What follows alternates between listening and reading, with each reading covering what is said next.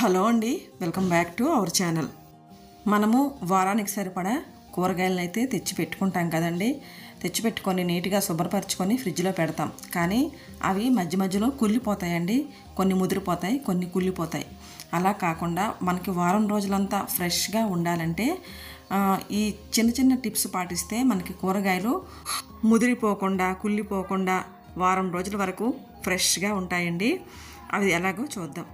బెండకాయలను అయితే చక్కగా ఇలాగా తొడిమలన్నీ తీసుకొని పెట్టుకోవాలండి. ఇలా తొడిమలు తీయటం వలన మనకి బెండకాయలు ముదిరిపోకుండా వారం రోజుల వరకు నిల్వ ఉంటాయన్నమాట.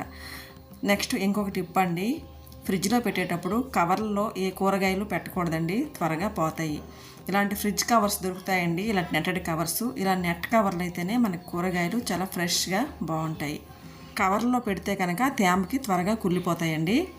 తర్వాత క్యారెట్లు కూడా రెండు వైపులా తొడిమలను కట్ చేసుకొని పెట్టుకోవాలండి. అప్పుడు కుళ్ళిపోకుండా ఎక్కువ రోజులు నిల్వ ఉంటాయన్నమాట. క్యారెట్లను కూడా ఇలా శుభ్రపరచుకొని కవర్లో పెట్టుకోవాలి. ఏదైనా ఫ్రిడ్జ్ కవర్ ఉపయోగిస్తేనే ఎక్కువ రోజులు నిల్వ ఉంటాయి. తర్వాత పచ్చిమిరపకాయలను కూడా అలాగే పెట్టేయకుండా ఇలా తొడిమలు తీసి పెట్టుకుంటే కనుక చాలా రోజులు వస్తాయండి, అస్సలు కుళ్ళిపోకుండా ఉంటాయి. మీరు ఇలాగ ఒక బ్యాగ్లోనే పెట్టుకోవచ్చు, లేదా ఒక కంటైనర్, ఎయిర్ టైట్ కంటైనర్ అంటారు చూడండి, అలాంటి కంటైనర్లో కూడా పచ్చిమిరపకాయలు వేసుకుంటే ఎక్కువ రోజులు ఉంటాయి. అప్పుడు కంటైనర్ వేసేటప్పుడు ఏంటంటే కింద టిష్యూ పేపర్ వేసుకోవాలి.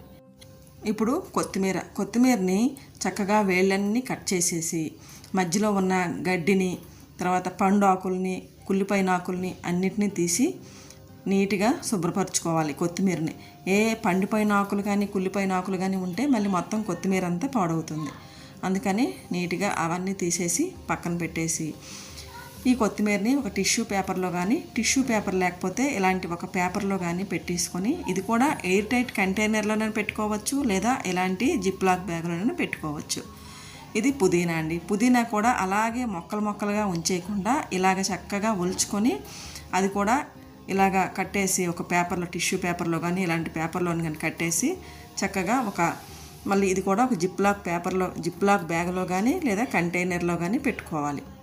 చిన్న చిన్న డబ్బాలు ఉంటాయి చూడండి, అలాంటి డబ్బాల్లో కనుక మనం స్టోర్ చేసుకుంటే పుదీనా చాలా రోజులు ఉంటుంది. కానీ డబ్బాల్లో వేసుకునేటప్పుడు అడుగు భాగంలో తప్పకుండా మనము టిష్యూ పేపర్ అయితే వేయాలి, అప్పుడే మనకి ఎక్కువ రోజులు వస్తుంది. తర్వాత పుదీనా చాలామందికి బాగు చేయడానికి చాలా చిరాకు వస్తుంది, ఆకు ఏరుకోవాలంటే. అప్పుడు ఏం లేదండి, ఒక రెమ్మ పట్టుకొని దానికి రివర్స్లో వెనక నుంచి కనుక ఇలా తీసిస్తే ఒక్కసారి తీసేయవచ్చు అనమాట. ఆకు వేరే అవసరం లేదు, తీసి అలా చిన్న చిక్కు పడేస్తే ఆ సిగురును సరిపోతుంది. తర్వాత అల్లం అండి. అల్లాన్ని నేనైతే ఆ కడిగే క్లిప్పింగ్ మిస్ అయిందండి.